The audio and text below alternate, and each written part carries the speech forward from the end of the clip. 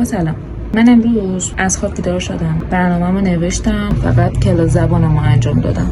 بقیه کارامو انجام ندادم، بیرون بودم. قبلا که اینطوری میشد برنامه میریختم، حالا چه کوتاه مدت چه بلند مدت و انجام نمیدادم، خیلی حالم بد میشد. با اینکه خودم نکردم، خودم انداختم عقب، ولی همش احساس از وجدان و سرزنش و تو مغزم میگفتم آره چرا نکردی؟ تو که وقتشو داشتی چرا انداختی عقب؟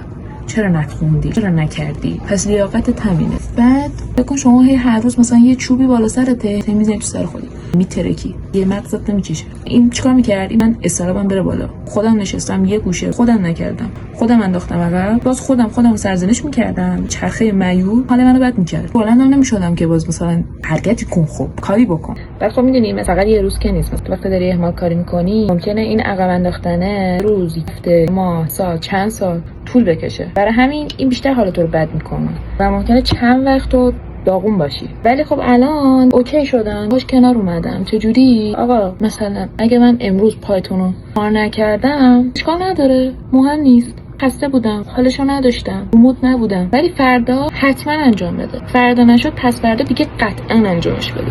برای همین اینطوری اگه شما من همینطوری، راهکارتون چیه که از اون چرخه در بیان؟